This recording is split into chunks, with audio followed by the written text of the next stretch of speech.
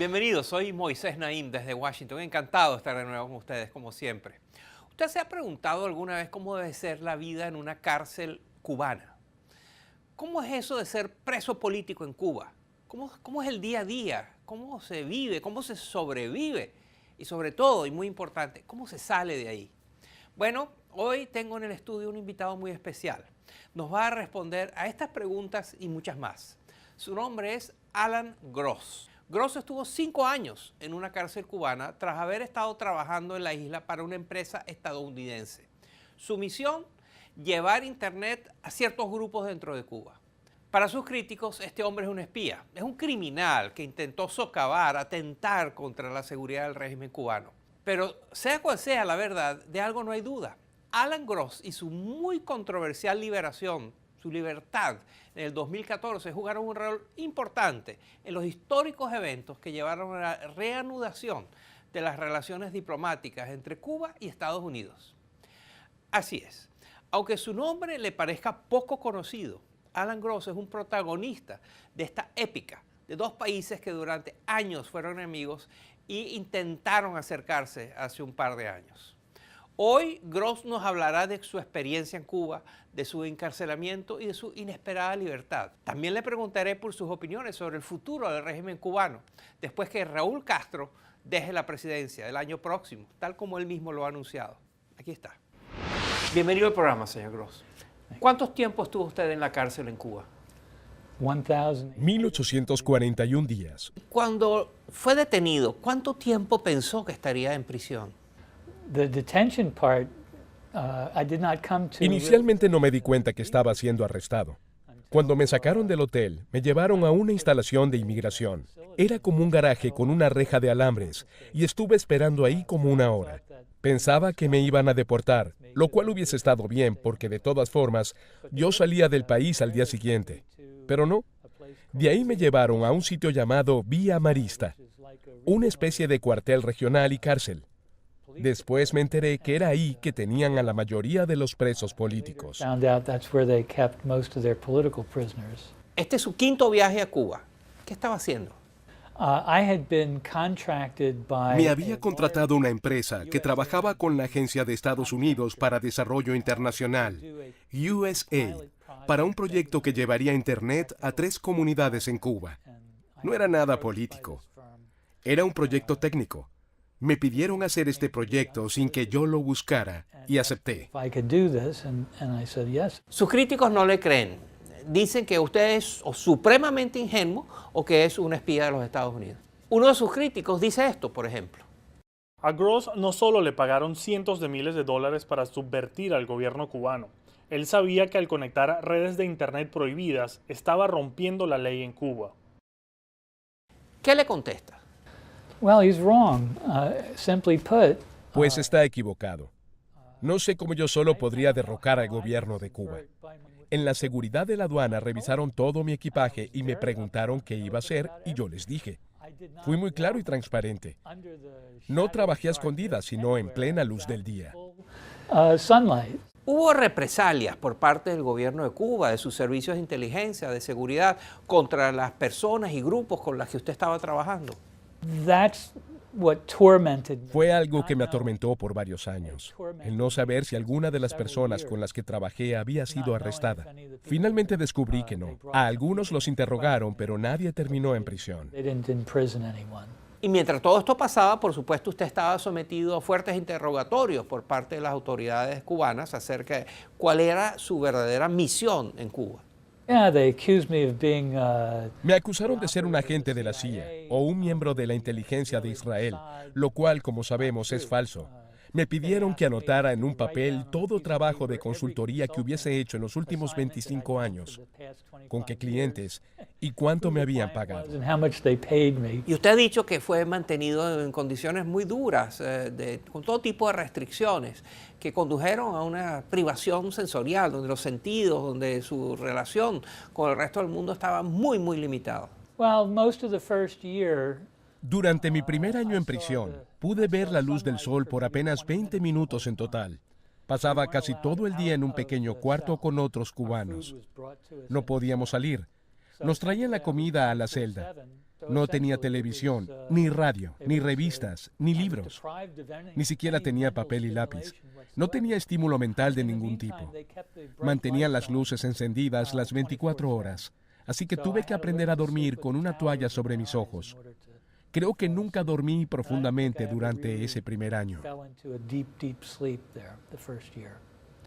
¿Cómo se mantuvo? ¿Cómo pudo soportar esto? Mucha gente me pregunta eso y no tengo una respuesta específica. Por un lado, empecé a ejercitarme de inmediato. Cuando fui arrestado, era obeso. Y sabía que por la falta de comida y proteínas, perdería peso en prisión. Así que decidí fortalecer mis músculos. Y ejercitarme también me ayudó psicológicamente. Por otro lado, pensaba en mis primos que sobrevivieron al Holocausto. Eran 6 hermanos y una hermana. 4 estuvieron en un campo de concentración, 2 en campos de trabajos forzados y 1 fue golpeado y dejado por muerto. Su situación fue mucho peor que la mía y aún así sobrevivieron. Yo soy del mismo grupo genético, así que eso me daba esperanza para sobrevivir.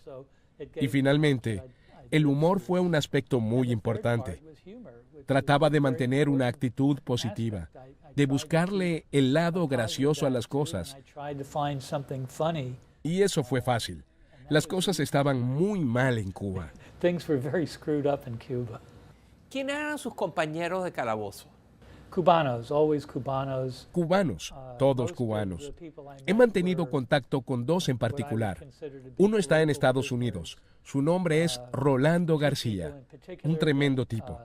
Él fue arrestado mientras intentaba sacar a su familia de Cuba. En un juicio de 5 minutos, lo sentenciaron a 25 años de cárcel por supuesto tráfico de personas. Eso no es tráfico de personas, por lo cual lo considero un preso político. La otra persona es quien fue mi compañero de celda durante 2 años. Él aceptó un dinero del padrino de su hijo, quien era mexicano, y aparentemente en Cuba es ilegal recibir dinero que no provenga del gobierno cubano. Así que lo arrestaron por un supuesto soborno. Yo considero eso un crimen político y a él un preso político. ¿Se deprimió en algún momento? No fui diagnosticado con depresión, pero pasé momentos muy duros cuando mi suegra falleció, cuando mi cuñado falleció y durante la enfermedad y eventual muerte de mi madre. Me molestó mucho que no me dejaran visitarla ni ir a su funeral.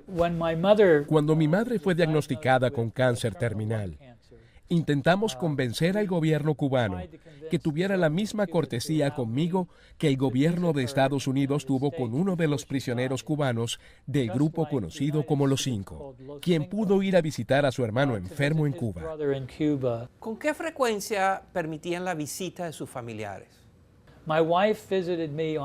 Mi esposa me visitaba aproximadamente cada 7 meses y mi hija menor pudo visitarme solo una vez con mi esposa.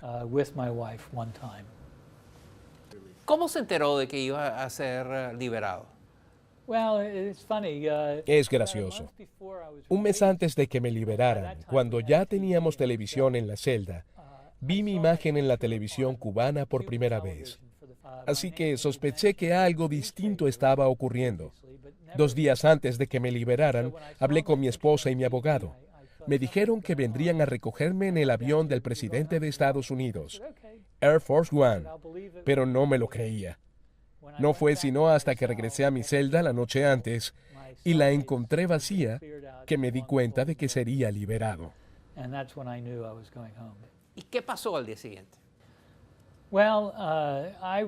Bueno, ya estaba despierto y los guardias vinieron a eso de las 4 de la mañana con todo lo que me habían confiscado cuando me arrestaron. Ya había perdido 64 kilos, así que esa ropa ya no me servía. Y unas horas después, me trasladaron a una base militar en donde estaba mi esposa, junto a funcionarios de Estados Unidos, esperándome. Entre ellos el senador Patrick Leahy. El gobierno cubano había preparado una gran comida, pero el senador Leahy dijo, no estamos aquí para comer, vámonos. Y yo estaba feliz de irme. Estuvimos un rato dentro del avión, esperando a que 3 cubanos que permanecían detenidos en Estados Unidos fueran liberados para poder finalmente despegar. Y todo esto era parte de las negociaciones que estaban ocurriendo, negociaciones secretas que estaban ocurriendo entre el gobierno de Estados Unidos y el gobierno de Cuba para normalizar su situación diplomática. Yo fui un catalizador. Yo representaba un punto clave en la apertura entre Estados Unidos y Cuba, incluso sin participar directamente en las negociaciones. Mi libertad fue producto de una negociación en la que cada gobierno se comprometió a liberar a personas que tenían detenidas, acusadas de espionaje. Estados Unidos liberó a 3 prisioneros cubanos del grupo conocido como Los Cinco, y Cuba liberó a un agente de inteligencia cubano que había estado enviando reportes al gobierno de Estados Unidos. Oficialmente, mi libertad fue por temas humanitarios, independiente a ese intercambio de espías por espías, pero en realidad fue un intercambio de 2 por 3. Y ese proceso de restablecer relaciones formales entre Estados Unidos y Cuba fue adelante, pero sabemos que tiene muchos críticos. Mire, por ejemplo, lo que dice el senador Marco Rubio con respecto al acuerdo entre Estados Unidos y Cuba. It is a victory for the oppressive Cuban government. Es una victoria para el opresivo gobierno de Cuba y una derrota seria para el reprimido pueblo cubano. La Casa Blanca lo cedió todo y ganó muy poco. And gained little. ¿Usted qué piensa? No estoy de acuerdo con el senador Rubio. Cuando me arrestaron, había pocas vías para una colaboración de este tipo, porque no teníamos relaciones diplomáticas. Si en aquel entonces hubiéramos tenido un embajador en Cuba, dudo que yo hubiera permanecido tanto tiempo detenido. Rubio no aprecia los aspectos positivos de la colaboración y el diálogo, y como senador de Estados Unidos, es irresponsable que tome esa postura. Él debería querer relaciones constructivas con todos los aliados y potenciales aliados de Estados Unidos, porque si existe algún problema, ¿cómo se puede resolver si no hay vías para la colaboración? Como usted sabe, los críticos de esta negociación entre Cuba y Estados Unidos acusan al gobierno de Estados Unidos de haberlo entregado todo a cambio de nada, y fue un mal trato, un mal arreglo al cual llegaron Estados Unidos con Cuba, que Cuba no entregó nada. Eso no es del todo cierto. Durante mi encarcelamiento, mientras se daban las negociaciones secretas con Estados Unidos, Cuba legalizó el acceso a Internet. El costo de Internet fue bajando de $6 la hora a $2 la hora, y se hizo accesible a mucha más gente. Algunas restricciones al sector privado en Cuba se eliminaron. ¿No es eso lo que hemos esperado desde 1960? Decir que Cuba no cedió nada en este proceso es errado. Ahora bien, las políticas hacia Cuba del presidente Donald Trump afectarán a este naciente sector privado en Cuba, y eso va en contra de los intereses de Estados Unidos. Como usted sabe, el presidente de Cuba, Raúl Castro, ha anunciado que dejará el poder el año que viene, en el 2018. ¿Usted cree que eso va a provocar cambios importantes en la isla o que va a ser más de lo mismo? Según entiendo, Raúl Castro abandonará su cargo como presidente, pero seguirá como líder del Partido Comunista. Se espera que el actual vicepresidente, Miguel Díaz-Canel, se convierta en el próximo presidente. Él sería el primero en ocupar ese cargo desde 1960, que no es un miembro de la familia Castro, que no es un militar y que no combatió en la revolución. No anticipó muchos cambios durante la transición, pero Díaz-Canel es muy inteligente y pienso que reconocerá que el sistema de Cuba no ha funcionado. La productividad de Cuba ha colapsado. Su economía está en ruinas y deben buscar un cambio. No sé cómo deben cambiar exactamente. Eso depende de ellos. Pero deben buscar otra vía. Oyéndolo, señor Gross, uno se sorprende de lo comprensivo, de lo benevolente inclusive que usted es con respecto al gobierno de La Habana. ¿No será que usted sufre del síndrome de La Habana, que podríamos llamar, que es parecido al síndrome de Estocolmo? Que como sabemos es lo que ocurre cuando a los secuestrados desarrollan ciertas afinidades y simpatías por sus secuestradores. Tengo afinidad por el pueblo cubano, pero no tengo ninguna afinidad por el gobierno de Cuba. En Cuba no hay derechos humanos por culpa del gobierno. Son criminales. Mi sobrino nieto me escribió una carta cuando yo estaba en prisión diciendo que lamentaba que la mala gente de Cuba me había arrestado. Yo le respondí diciendo que la gente de Cuba no era mala, sino que era el gobierno el que me había encarcelado y que el gobierno no representaba a los cubanos. Cuando el gobierno se convierta en representante de los cubanos, ahí entonces tendré una afinidad por ellos. Así que no tengo síndrome de Estocolmo.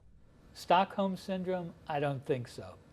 Alan Gross estuvo 5 años en una cárcel cubana por tratar de traer acceso a Internet a comunidades que la querían.